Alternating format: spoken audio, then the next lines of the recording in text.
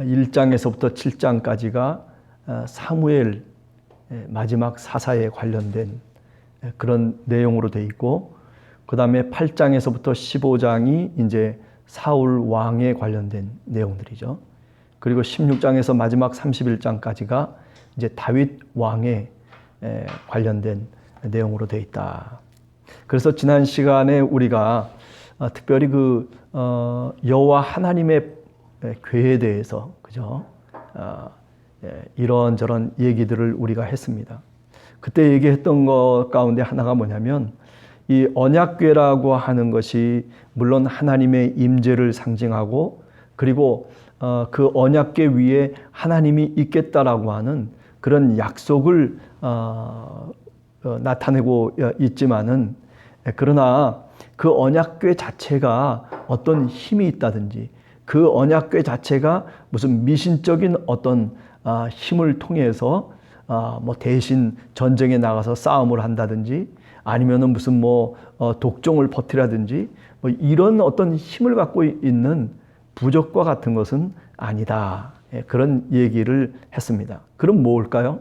그렇죠. 언약궤라고 하는 것은 결국 하나님이 임재하시겠다라고 하는 그 약속, 하나님에 대한 이스라엘 백성들의 그 믿음의 뿌리가 바로 이 언약궤다라고 하는 것을 우리가 이해해야 됩니다. 따라서 하나님에 대한 이스라엘 백성의 믿음의 출발점이 바로 이 언약궤로부터 출발하고 있다. 왜? 그곳에 하나님이 임재하신다 약속하셨기 때문에 그렇습니다. 예를 들자면 이런 거와 비슷할 것 같아요. 우리가 창세기 2장 3장에 보면 선악과를 아담과 하와가 따먹게 되잖아요. 선악과를 따먹어서 죽은 것입니까? 그래서 죽은 게 아니에요. 선악과 자체는 참으로 먹음직하고 그리고 보암직한 그런 열매예요. 근데 선악과를 따먹기 때문에 그 선악과에 독이 있고 선악과에 그 죄악이 들어가서, 그래서 아담과 하와가 이제 죽게 되고, 그리고 에덴에서 쫓겨난 게 아니죠. 뭐 때문이에요? 그죠? 이 언약궤와 마찬가지의 의미 맥락을 갖고 있는 거죠. 그것은 바로 그 선악과를 따먹었다는 것이 하나님에 대한 믿음을 상실했기 때문이라, 이렇게 말씀드릴 수 있는 거죠. 그러니까 하나님이 약속을 하셨어요. 하나님이 율법을 주시고 하나님이 언약을 주셨어요. 그죠? 네가 이 동산 중앙에 선악을 알게 하는 나무의 실과를 먹으면 죽을 것이다 라고 하는 그런 믿음의 율법을 줬는데, 그런데 문제는 뭐냐면 아담과 하와가 그것을 어겼다는 거죠. 하나님의 말씀에 순종하지 않았다는 거죠. 하나님의 약속을 어기고 하나님을 향한 믿음이 무너졌기 때문에 그가 어떻게 된 거예요? 결국 죄악이 우리 인간에게 찾아오게 되고 에덴에서 쫓겨나는 그런 어떤 결과를 갖고 오게 됐다라고 하는 것을 우리가 한번 생각해 보면, 이 언약궤라고 하는 것도 그런 의미로 우리가 바라다 보아야 된다라고 하는 것을 우리가 생각을 해봤습니다. 자, 오늘은 사울 왕의 몰락에 대한 얘기입니다. 이 사울 왕 때에도 마찬가지입니다. 이스라엘 백성들이 블레셋과 가나안 사람들과 싸우기에는 굉장히 세력이 약했다라고 얘기할 수 있죠. 그래서 고고학적인 어떤 발굴을 통해서 보면 블레셋 사람들은 철병거를 갖고 있었어요. 철기 문화를 하고 있었고, 이스라엘 사람들은 철기 문화가 아니라 뭐냐면 청동기 문화에 해당되는, 그래서 오늘 또 우리가 사무엘 8장에서 15장까지를 쭉 읽어보면 이스라엘 백성들은 기껏해야 오늘 이 장면에서도 마찬가지입니다. 블레셋 군대하고 싸우러 나갈 때 뭘 갖고 나가면 농기구를 갖고 나가요. 농사를 짓다 말고 쟁기하고 호미하고 뭐 이런 거 저런 거를 갖고서, 그리고서 말하자면 블레셋 군대와 싸운단 말이죠. 그러니까 사실 싸움을 해봐야 패할 수밖에 없는 그런 조건을 갖고 있는 것이 누구냐면 바로 이스라엘 민족이었어요. 그런데 이스라엘 백성들이 사무엘에게 달려가 가지고 우리가 왕을 원한다고, 다른 이방 나라들이 저렇게 강하게 우리를 말하자면 핍박해오고 또 압박해오고, 그런 것을 이길 수 있는 길이 지도자 때문이라고 그렇게 생각을 한 거예요. 자신들이 정말 하나님의 뜻대로 살고 하나님의 명령대로 순종하면서 그러면서 하나님을 의지하는 믿음으로 사는 것을 택하는 것이 아니라 어떤 사람을 택해서 그를 지도자로 삼고 그를 왕으로 삼고 그래가지고 뭔가 권력과 세력을 강하게 만들면 그러면 저 블레셋 군대와 더불어서 싸워서 이길 수 있을 것이다 라고 그렇게 판단을 한 거죠. 물론 그것이 시대의 흐름일 수는 있어요. 그렇지만은 오늘 이 사울 왕의 몰락의 사건을 한번 가만히 읽어보면 그렇지. 사실은 형편없는 이스라엘 민족이었지라고 하는 그런 답을 우리가 가질 수밖에 없다는 것입니다. 농기구를 갖고서 싸움에 나가는 그런 오합지졸들이 누구냐면 바로 이스라엘 백성들이다라고 우리가 생각을 하게 되는 겁니다. 그러니 사울 왕이 제대로 뭐 싸움을 할 수 있겠어요? 뭐 가끔 용감해가지고 또는 전략을 잘 짜가지고 그래서 블레셋 군대와 더불어서 이길 수는 있죠. 그러나 사실은 이미 정해져 있어요. 뭐냐면 철기 문화를 갖고 있는 그 가나안 족속들에게 이길 수가 없는 거예요. 그래서 결국 블레셋에 패하고 마는. 그러니까 뭐 블레셋이 쳐들어온다라고 하면 그러면 이스라엘 백성들은 벌벌벌벌 떠는 거죠. 자, 오늘 8절에서부터 15절까지의 내용을 한번 여러분들이 가만히 읽어보면 사실 어떻게 보면 사울이라고 하는 이 왕이 뭐 잘못한 게 뭐가 있나 그런 생각을 하게 돼요. 그죠?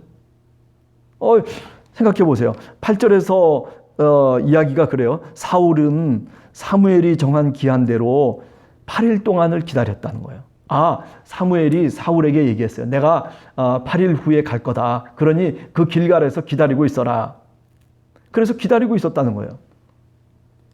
그렇지만은 문제는 뭐냐면 사무엘이 길갈로 오지를 않았어요. 그리고 이제 번제를 드리게 된 겁니다. 그런데 번제를 드리자마자 사무엘이 도착한 거예요.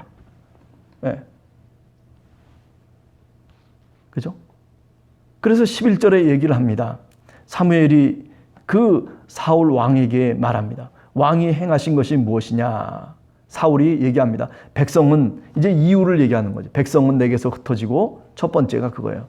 그 다음에 당신은 정한 날에 오지 아니하고, 그죠? 8일을 기다렸음에도 불구하고 그런데 당신은 오지 않았다. 그리고 세 번째는 뭐냐면 블레셋 사람은 바로 저 앞에 믹마스에 그냥 대군이 모여 있다는 거죠. 이런 상황 속에서 내가 판단할 수밖에 없는 것. 나는 그렇다. 내가 할 수 있는 한 최대한도로 모든 것들을 했다는 거죠. 자, 제가 이런 얘기들을 하게 되는 것은 이스라엘에게 있어서의 왕이라고 하는 개념을 한번 생각해 보는 거예요. 그죠? 이스라엘에게 있어서 왕은 저 애굽이라든지 또는 가나안 족속들의 왕과는 달랐어요. 이스라엘에게 있어서의 왕은 누구예요? 하나님의 대리자이고 그리고 선지자를 통해서 또는 이 사무엘을 통해서 지명했던 자예요. 그러니까 스스로 왕이 됐다거나 아니면 혈통적으로 왕의 혈통을 받아가지고 그래서 왕권을 확립한 그런 사람이 아니다라고 하는 거죠. 이스라엘의 왕은 어떤 왕이냐면 하나님의 그저 대리자로 역할을 할 뿐이다라고 하는 겁니다. 그죠? 이런 면에서 애굽의 바로 왕이라든지 가나안의 여러 왕들과는 사실은 달랐다. 생각해 보세요. 애굽의 바로 왕 같은 경우에는 그가 신이에요. 하나님의 대리자로 그래서 사무엘의 부름을 받고 그리고 왕으로 선택되어져서 그래서 통치를 할 수 있도록 권한을 주었을 뿐이에요. 그런데 왕이 그 권한을 남용했다라고 하는 거죠. 아니, 자신의 권한이 아님에도 불구하고 그런데 그것을 잘못 사용했다. 사실 어떻게 보면 지도자의 자세라고 하는 것은 어떤 상황 속에서도 하나님이 원하는 것은 뭐냐면 그것을 어떤 이유를 들어서 어떤 핑계를 들어서 내가 그것을 내 소유로 내가 그것을 탈취하는 것이 아니라 오히려 하나님의 뜻을 기다리는 거죠. 그것이 바로 인간의 겸손이에요.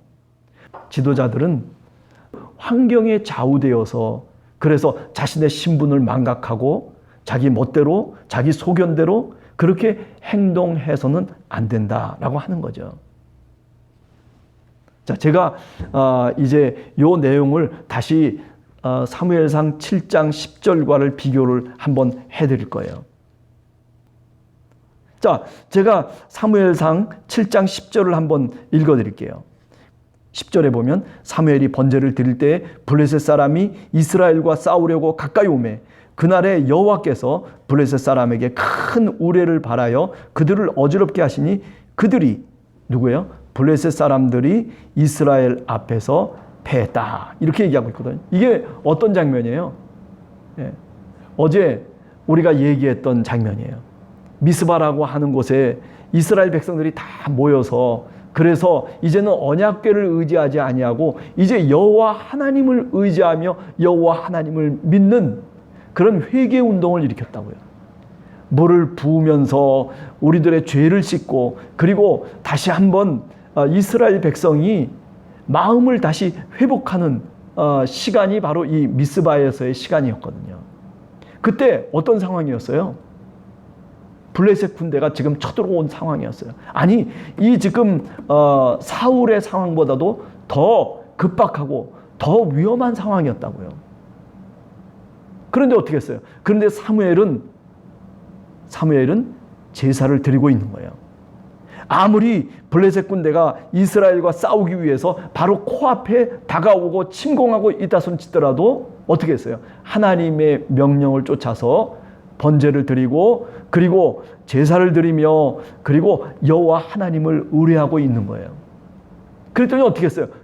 그랬더니 바로 하나님께서 그 블레셋 군대를 패하게 만드셨어요.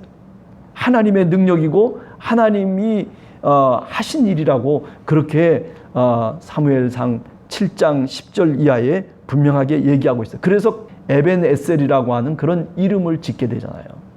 하나님이 여기까지 우리를 도우셨도다. 네. 지금까지도 도우셨지만은 그러나 이런 엄청난 위기 상황 속에서 죽느냐 사느냐라고 하는 그런 시각에 하나님이 우리를 도우셔서 저 블레셋 군대를 우리가 싸움하지 않고서도 물리칠 수 있도록 우레를 치셔서 그래서 그들을 패하게 만드셨다라고 하는 거죠. 자, 이렇게 본다면 사무엘상 7장에 나오는 내용하고 지금 사무엘상 13장에 나오는 이 사무엘과 사울의 상황이 같은 상황인데도 불구하고 그죠? 행동하고 태도를 취한 것은 전혀 달라요. 사무엘은 하나님을 의지하고 하나님의 명령에 순종하는 삶을 살았다면 사울은 반대로 그렇지 않죠. 자신의 조급함 속에 그죠? 저 블레셋 군대가 쳐들어왔다라고 하는 그 명분하에 어떻게 했어요? 제사장이 해야 될 그런 제사권까지 자기가 갖고 와버린 거예요. 이것이 잘못된 거란 말이죠. 네. 그래서 사무엘이 사울 왕에게 나무라고 있는 거예요. 네. 물론 사무엘이 늦게 온 게 문제가 되겠죠. 그럼에도 불구하고 그래요. 그런 위급함 속에서도 사무엘은 이렇게 의연히 하나님의 명령을 쫓아서 하나님의 뜻을 쫓아서 순종하면서 살았던 모습이 사무엘상 7장에 나온단 말이에요. 그러니까 어떻게 해야 된다는 거예요? 이스라엘 왕으로 사울이 기다렸어야 된다는 거죠. 사무엘이 좀 늦어질 수도 있을지 모르지만은 그러나 여호와 하나님을 믿으면서 그러면서 기다렸더라면 아마 사울 왕이 지금 얘기가 그렇잖아요. 사울 왕이 만약에 기다렸더라면 그렇다면 당신의 그 자손과 후손들이 여호와께서 당신을 영원한 이스라엘의 왕의 나라로 세우셨을 것이다.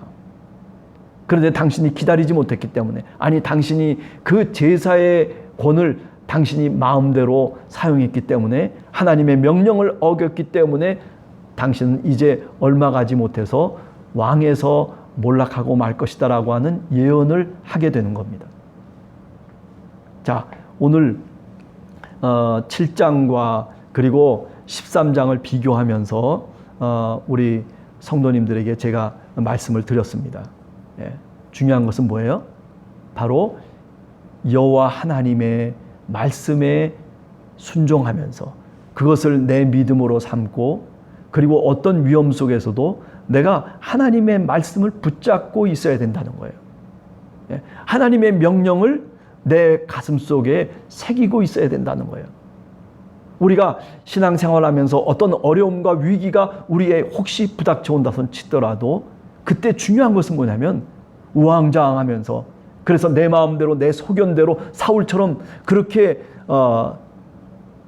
자기 핑계를 대면서 그러면서 살아가는, 행동하는 그런 모습이 아니라 사무엘처럼 바로 위험이 코앞에 와 있음에도 불구하고 하나님을 끝까지 붙잡는, 하나님의 말씀을 끝까지 내 가슴 속에 새겨넣는 그 신앙의 자세를 오늘 또 성경은 우리들에게 요구하고 있다는 겁니다. 그럴 때 하나님이 그를 책임져 주시는 거예요. 그럴 때 하나님이 그를 더 형통한 길로, 그리고 그 대적을 물리쳐 주신다라고 하는 것을 우리가 오늘 또 다시 믿으면서 여러분 하루를 시작하는 우리 성도님들 다 되시기를 간절히 축원합니다.